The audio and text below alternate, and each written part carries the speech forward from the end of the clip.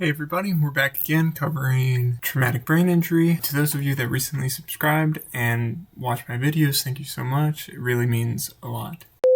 Going into traumatic brain injury, where we left off was diffuse axonal injury. Diffuse axonal injury, again, is a huge component of traumatic brain injury and is responsible for a lot of the effects that are seen afterwards. Diffuse axonal injury leads to injury in one area and then injury to or effects on the connections in other areas of the brain. So it can be really widespread.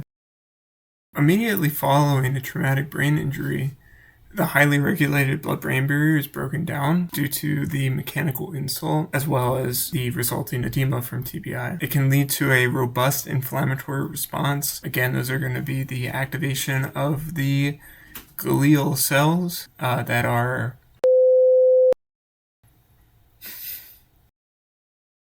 regulating, are turned on as a result of injury.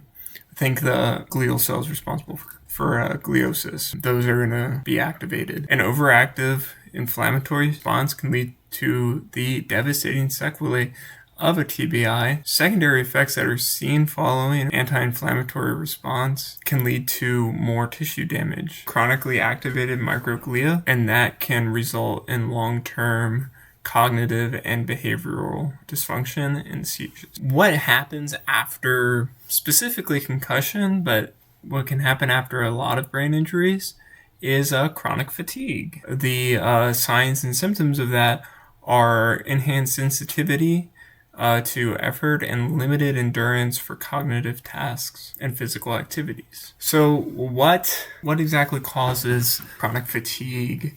There was a study by Norden colleagues in 2016 that showed that chronic fatigue is significantly correlated with abnormal brain functioning across the thalamus and medial frontal gyri. This also includes other neuroendocrine abnormalities as manifested by pituitary dysfunction and anterior pituitary problems, with anterior pituitary problems persisting longer than those in the posterior pituitary. Damage to the pituitary gland can lead to depression, as the hypothalamic pituitary adrenal axis, or the HPA axis, is involved in depression. And then damage to the pituitary gland, specifically responsible for hormone release, could lead to a dysregulation in the release of brain-derived neurotrophic factor. BDNF, or brain-derived neurotrophic factor, is really important to the survival of neurons and plays an important role in depression.